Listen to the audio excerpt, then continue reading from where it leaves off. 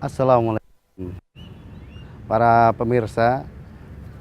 Pernahkah Anda mendapatkan di mana Allah? Itu bukan pertanyaan yang aneh. Itu pernah dilakukan oleh Rasulullah Shallallahu Alaihi Wasallam.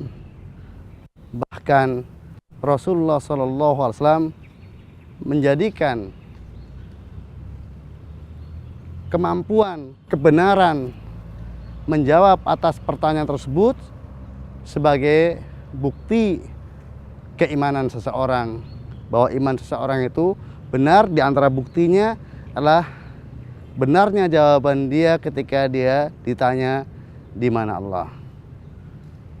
Suatu saat Rasulullah Shallallahu Alaihi Wasallam bertanya kepada seorang budak wanita milik Muawiyah ibn Hakam As-Sulami radhiyallahu anhu. Dan pertanyaan Nabi kepadanya, "Aina Allah?" Di mana Allah?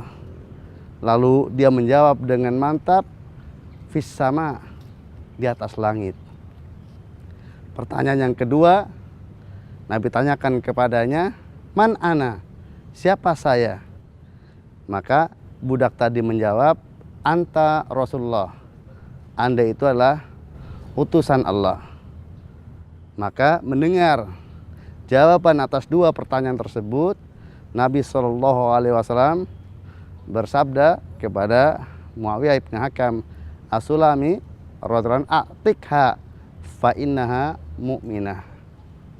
Bebaskanlah budak ini karena merdekakanlah budak ini karena sesungguhnya dia betul-betul telah beriman. Para pemirsa rahimani warahmatullah, sesungguhnya terkait dengan keimanan bahwasanya Allah itu di atas, itu bukan sesuatu yang sulit untuk dipahami. Karena sesungguhnya bukti-bukti tentang hal itu termasuk bukti yang paling lengkap. Al-Qur'annya termasuk paling banyak menceritakannya. Hadis Nabi SAW juga sangat banyak. Secara akal sehat juga diterima. Dan fitrah pun menyatakan demikian. Maka terkadang kita saksikan orang yang kafir sekalipun, tetapi dia masih memiliki keimanan bahwasanya dia memiliki Tuhan. Maka terkadang kita lihat, kita saksikan bahwa ketika dia bersyukur, ketika dia berterima kasih, maka secara spontan dia menengadahkan ke atas, "Oh my God, oh Tuhanku."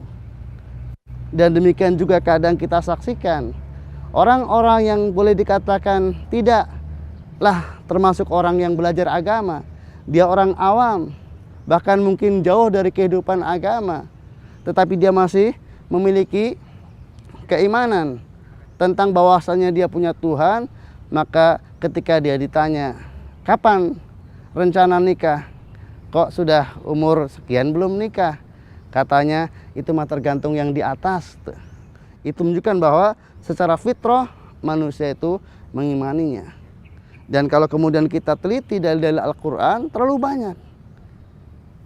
Dan dengan beragam model, dengan beragam metode, Allah Ta'ala mengkabarkan kepada kita tentang keberadaannya, bahwasanya dia di atas langit, istiwa, dia berada di atas arsy-Nya, naik di atas arsy-Nya.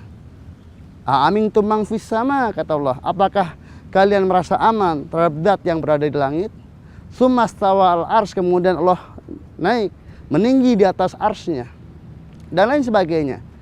Demikian juga Nabi kita Shallallahu Alaihi Wasallam, beliau pun kadang mengisyaratkan dengan tangannya, "Allahumma syahad, Allahumma syahad."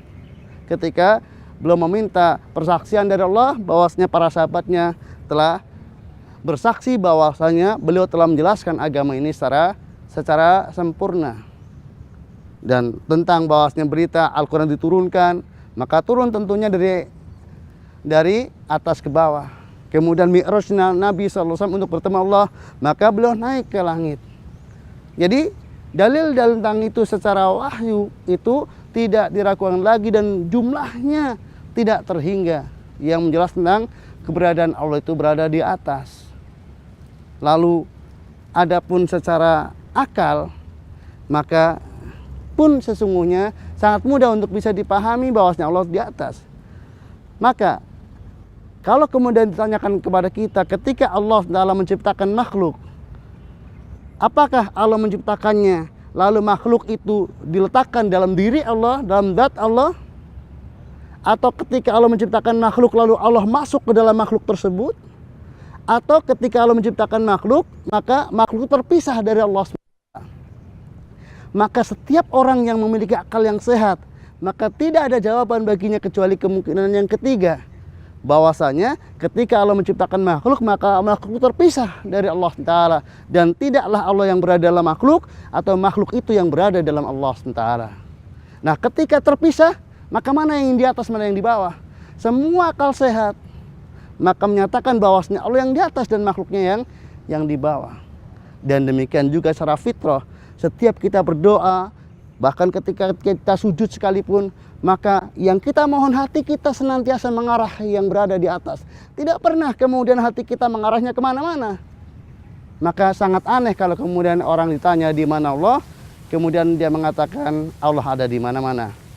Nah, mudah-mudahan ini bermanfaat bagi kita semuanya, dan yakinlah bahwa Allah itu di atas dan bukan di mana-mana. Wassalamualaikum warahmatullahi wabarakatuh.